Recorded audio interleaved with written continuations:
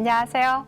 저는 책 송민영의 뇌과학연구소의 저자이자 강화학습을 연구하는 뇌과학자 송민영입니다.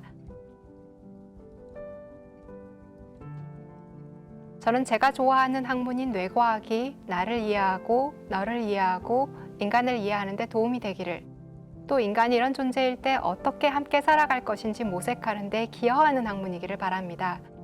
그래서 국제신경윤리학회가 생기던 무렵부터 뇌과학과 사회의 상호작용에 관심을 가지고 저술, 강연 등의 활동을 하고 있습니다. 오늘은 여러분에게 소개해드리고 싶은 도서관이 있어요. 바로 책과 함께 과학체험을 할 수 있는 곳, 의정부 과학도서관인데요. 의정부 과학도서관은 과학 지식을 몸으로 직접 체험하면서 알아갈 수 있는 체험형 과학도서관입니다. 의정부 과학도서관은 2007년 천체 관측 시설을 갖춘 천문우주 특화도서관으로 개관하였습니다. 도서관 건립에 대한 의정부 시민의 높은 요구가 있었기 때문인데요. 2007년 당시 의정부시의 인구 규모는 40만여 명에 달했음에도 불구하고 그에 비해서 너무 적은 한 개 관의 시립도서관만이 운영되고 있었습니다. 이런 요구를 이해한 의정부시는 시의 동쪽과 남쪽에 각각 도서관을 세우는 계획을 진행했습니다. 이 중 동쪽의 도서관은 과학체험실, 별 관측과 우주 체험이 가능한 천문 우주 체험실, 과학특화도서 및 교육에 특화된 과학도서관으로 기획되었고 지금의 의정부 과학도서관이 되었습니다. 설립 후 14년이 지난 지금까지 의정부와 경기 북부 시민들의 많은 사랑을 받고 있죠. 물론 시간이 흐르면서 변한 것도 있습니다. 우선 2019년에 천체망원경을 이전해야 했습니다. 인근에 아파트가 건립되면서 천체 관측이 어려워졌기 때문인데요. 대신에 주 망원경을 이전한 곳에 의정부 천문대를 개관했습니다. 그래서 현재 해, 별, 달 같은 천체 관측 및 천문 프로그램은 의정부 천문대에서 운영하고 있습니다. 다행히 천문대가 과학도서관에서 그렇게 멀지 않은 곳에 있으니까요. 여유가 되는 분들은 함께 방문해 보는 것도 좋을 것 같습니다. 두 번째 큰 변화는 대대적인 리모델링입니다. 2020년 문화체육관광부 생활 SOC 공모사업에 선정이 되면서 대대적인 리모델링을 할 수 있었는데요. 덕분에 도서관이 더 쾌적하고 열린 공간으로 탈바꿈했습니다.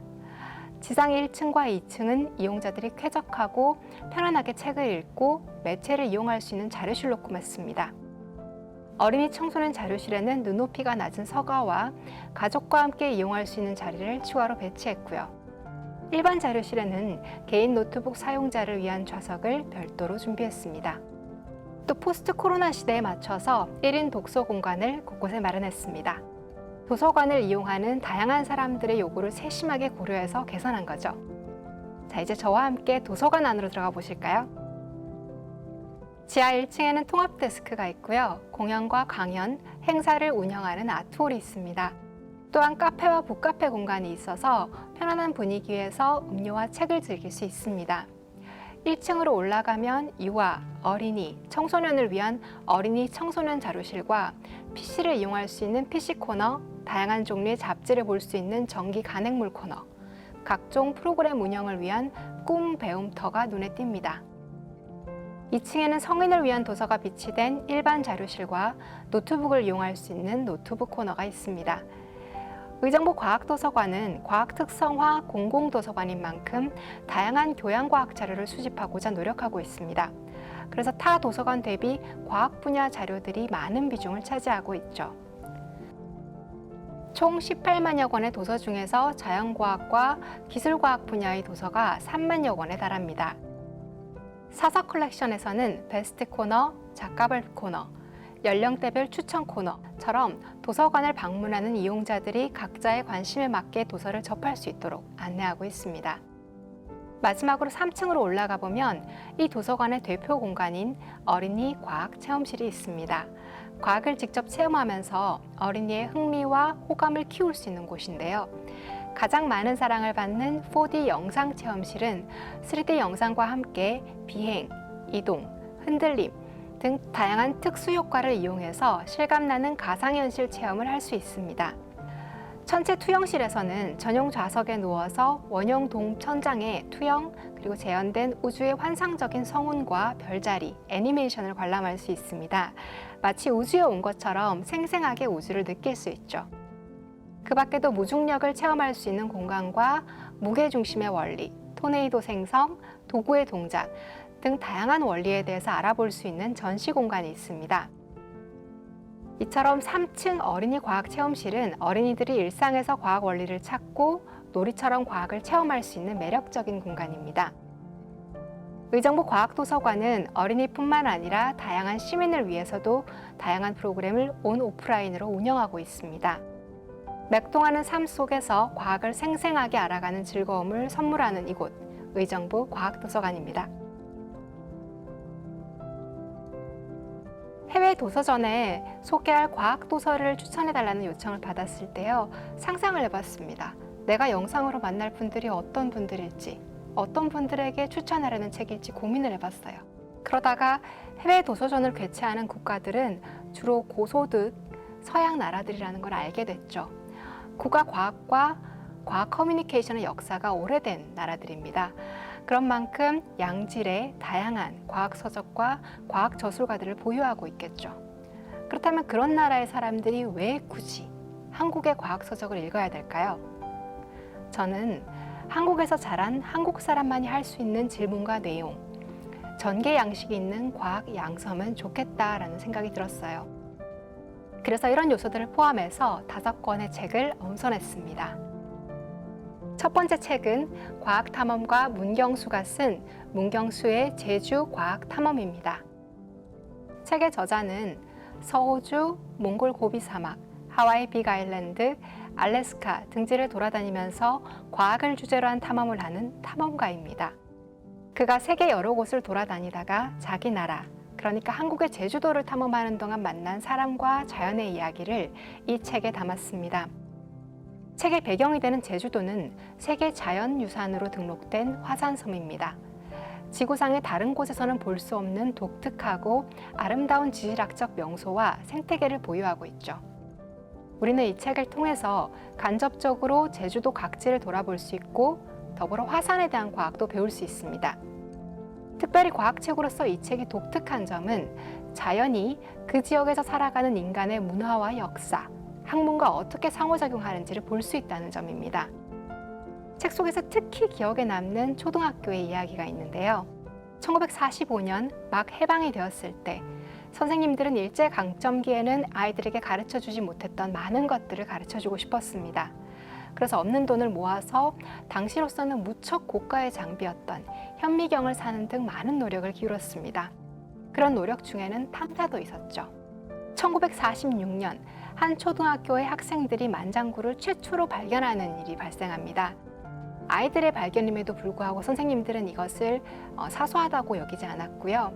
학생들과 함께 탐사대를 꾸렸습니다. 심지어 교장 선생님은 발대시까지 해주면서 독려했고요. 그 경험이 학생들에게는 평생의 기억으로 남았고 그 중에 일부는 지질학자가 되었다고 합니다. 문경수의 제주과학탐험은 화산섬에 대한 독특한 과학을 배우면서 그 땅을 사랑하는 사람과 역사, 문화까지 배울 수 있는 멋진 책입니다. 세계 각지에서 이런 좋은 책이 많이 나오기를 응원합니다. 두 번째로는 저자 조진호의 아톰 익스프레스입니다. 한국의 팝과 드라마, 영화, 게임을 좋아하는 분들이 이제 세계 각지에 많은데요. 실제로 한국에는 뛰어난 창작자들이 많습니다. 전문 직업인뿐만 아니라 일반인들도 창작을 즐기는 편이죠. 그래서 한국에서는 일반인들이 웹툰과 웹소설을 창작하는 활동이 매우 활발합니다. 그리고 교사들이 교육력 컨텐츠를 제작해서 업로드하는 컨텐츠의 양이 전 세계에서 가장 많다고 합니다. 저자 조진호는 과학교육학 석사이자 과학교사이며 인기 게임 개발이라는 독특한 이력을 가졌습니다. 이 독특한 이력으로부터 꽉 짜인 스토리, 게임과 웹툰의 뛰어난 그림 구성, 과학교사로서 탁월한 설명 솜씨, 본인의 열정적인 공부를 통해서 얻어진 깊이, 주변 과학자분들의 감수를 통한 과학적인 엄밀성까지 갖춘 책이 바로 아톰 익스프레스입니다. 아톰 익스프레스는 세상은 무엇으로 이루어져 있나? 라는 고대 그리스 철학자들의 질문에서 시작해서 화학자들이 플로지스톤 같은 직관적이지만 틀린 개념을 폐기하고 원자의 발견에 이르는 탐험을 다룹니다. 만화는 가볍다는 편견을 깨고 카르노, 볼츠만 같은 대가들을 통해서 연력학을 아주 제대로 파고들죠. 저자는 이 책을 저술하기 위해서 과학자들의 일생까지 함께 공부했고요. 이를 그림과 글로 담아내기 위해서 힘썼습니다. 흔히 과학 콘텐츠에서는 과학 연구의 원리만 접하는 경우가 많은데요. 아톰 익스프레스를 통해서 과학자들의 열정과 혼란, 설렘을 통해 과학적 원리까지 배울 수 있을 것입니다. 교직을 그만두고 저술에 몰입하고 있는 저자는 게놈 익스프레스, 그래비티 익스프레스 같은 탁월한 시리즈물을 지속적으로 출간하고 있고요. 탄탄한 시나리오 구성 덕분에 연극 등으로도 만들어지고 있습니다. 세 번째 책은 저자 김범준의 관계의 과학입니다. 2020년 코로나를 겪으면서 보셨겠지만 가짜 과학 그리고 반과학의 피해가 늘어나고 있습니다. 그런 만큼 일상에서 과학적 태도가 갈수록 중요해지고 있죠. 그렇지만 대부분의 과학 활동은 연구실에서 이루어지고 있어서 일상에서 과학적 태도를 접하기는 쉽지 않습니다.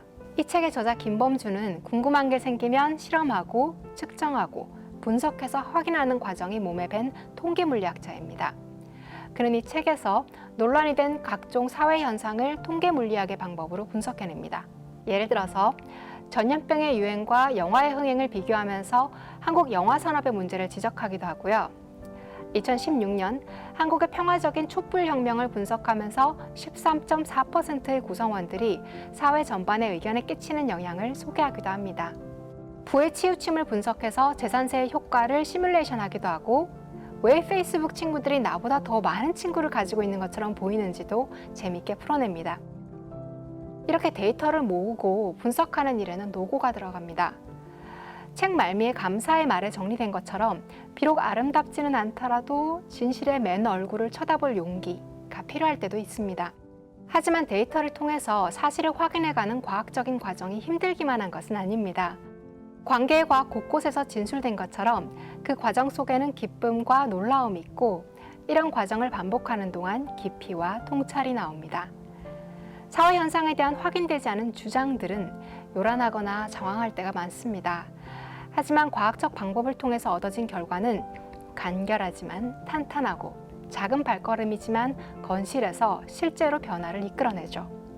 이 책을 통해서 정말 그래? 하고 물어보고 증거와 실측을 통해서 확인해가는 과정을 더 많은 사람이 즐기게 되면 좋겠습니다. 한 번에 홀랑 읽기에는 아까운 책이지만 일단 펼치면 내려놓기가 어려울 겁니다. 정말 그런지 여러분이 직접 읽으면서 확인해 보시기 바랍니다. 네 번째 책은 저자 이강영의 LHC, 현대물리학의 최전선입니다. 고전물리학 같은 오래전의 과학적 발견을 소개하는 책은 제법 많습니다. 그러나 최신 과학의 내용과 의의를 일반인에게 알기 쉽게 소개하는 책은 드뭅니다. 최신 과학 발견은 학교 시험에 나오지는 않지만 낯선 것인 만큼 제대로 이해하지 못하면 혼란에 빠지기 쉽습니다. LHC, 현대물리학의 최전선에 소개된 유럽 입자물리학연구소 CERN도 그렇습니다.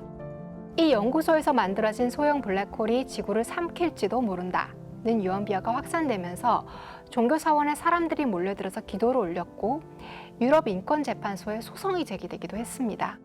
약간 다른 이야기지만 과학 연구에는 많은 세금이 투자됩니다. 그래서 책임 있는 시민이 되기 위해서도 최신 과학 연구에 대한 이해는 필요하죠. 이 책의 저자 이강영은 물리학자이자 음악 애호가이며 물리학사의 구석구석을 알고 있는 재담가입니다.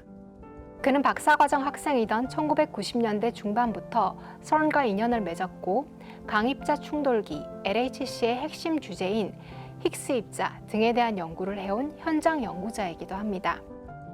이 책에서는 유럽 최대의 과학연구기관인 CERN의 창설에서 LHC까지의 역사, 구조와 원리, LHC가 내놓을 과제와 의의를 소개합니다. 현장 물리학자만이 가능한 시선으로 여러 가속기들의 업적을 생생하게 소개해주고요. 대중문화에서 왜곡된 현대 물리학의 이모저모도 바로잡습니다. 이렇게만 소개하면 따분하고 어려울 거라고 생각될 수 있겠지만 유머 넘치는 재담가답게 독자들을 사정없이 끌어들입니다. LHC, 현대물리학의 최전선은 한국어로 쓰인 물리학 교양서의 새로운 지평을 열었다 라고 평가가 되고 있으며 한국 출판계 최고의 권위라고 할 수 있는 한국 출판문화상에서 교양 부분 저술상을 받은 귀한 도서입니다. 한국은 비교적 늦게 현대과학 연구에 진입했지만 최신 과학 분야에서만큼은 이제 뒤처지지 않습니다. 현대과학 연구에 새롭게 편입된 이 나라가 과학을 어떤 식으로 풀어낼지 궁금하지 않으신가요? 마지막으로 추천할 책은 제가 쓴 책 송민영의 뇌과학연구소입니다. 많은 사람이 뇌과학에 흥미를 느끼는 것은 자기 자신과 주변 사람에 대한 관심과 소망 때문이 아닐까 합니다. 그런데 그 관심만큼이나 많은 오해를 하기도 하죠. 이를테면 사람은 절대 변하지 않는다. 사랑은 화학작용일 뿐이다. 같은 것들입니다. 이 책은 많은 나라에서 자주 발견되는 뇌과학에 대한 오해로부터 시작해서 흥미를 유발하고 관련된 최신 뇌과학과 인공지능을 소개합니다. 또 그림을 풍성하게 사용해서 독자들의 이해를 돕습니다. 이처럼 오해를 풀어가는 식으로 책을 구성한 이유는 널리 퍼져서 이미 삶과 사회에 작동하고 있는 오해에서 시작하면 암과 삶을 연결하기가 수월하기 때문입니다. 뇌과학은 인간에 대한 이해에 깊이 관련된 학문인 만큼 교육, 법률, 철학, 윤리 등 여러 분야에서 혼란과 변화를 주고 있어서 암과 삶을 연결하는 것은 실제로도 매우 중요합니다. 다른 뇌과학 책들과 다른 점은 이 책은 제가 뇌과학 연구를 하면서 관심을 가졌던 신경윤리학의 주요 이슈들과 STS, 또 건전한 과학 커뮤니케이션 방법들을 유념하면서 썼다는 점입니다. 과학과 사회의 바람직한 상호작용을 위한 주요 사항들, 이를테면 책임 있는 과학, 시민의 역할 등을 함께 안내함으로써 낯선 것인 뇌과학이 문화적 토양에 잘 안착되도록 합니다. 또 자유의지나 자아처럼 서양에서 시작된 질문들에 바로 답하기보다는 질문과 질문이 생겨난 맥락을 동아시아 한국인의 관점에서 뜯어봅니다. 그리고 이런 분석으로부터 질문의 답을 풀어가죠. 아프리카인들 덕분에 재즈, 힙합이 더해지면서 음악이 다채로워졌듯이 저는 다양한 문화권의 참여가 과학을 더욱 다채롭고 풍성하게 만들 것이라고 믿습니다. 특히 인공지능, 전염병, 기후위기 등으로 세상이 급변하는 시대에 다른 문화권의 새로운 시각을 더하는 것은 인류의 미래를 위한 선택지를 넓혀줄 것입니다. 자, 여기까지가 제가 여러분에게 추천드리는 5권의 도서였습니다. 지금까지 문경수의 제주과학탐험, 아톰익스프레스, 관계의 과학, LHC, 현대물리학의 최전선, 송민영의 뇌과학연구소까지 5권의 과학도서를 추천드렸습니다. 과학 커뮤니케이션 활동이 중시되고 또 늘어나는 것은 세계적인 트렌드지만 이 변화는 한국에서도 유난했던 것 같습니다. 2015년 무렵부터 유튜브, 웹툰, 신문 칼럼, 팟캐스트, 행사 등으로 과학 커뮤니케이션의 형태가 다양해졌고 과학 저술이 늘었으며 인기 과학 커뮤니케이터가 떠오르면서 마니아 수준의 수요자도 늘어났죠. 컨텐츠 생산을 즐기는 한국의 문화적 특성 때문에 현대 과학기술 저술에서 한국이 차지하는 비중은 갈수록 높아지리라고 예상합니다. 한국이라는 다른 문화권에서 창작된 것인 만큼 한국의 과학 저술들은 전통적으로 과학에 종사해온 서구와는 어딘지 다른 소재와 시각을 제시하고 있습니다. 제가 아까 아프리카인들 덕분에 재즈와 힙합이 더해지면서 음악이 더 다채로워진 것을 이야기했는데요. 과학 저술에서 한국의 참여가 과학과 과학 소통을 더욱 다채롭고 건강하고 풍성하게 만들기를 기대합니다. 뇌과학자 송민영이었습니다. 감사합니다.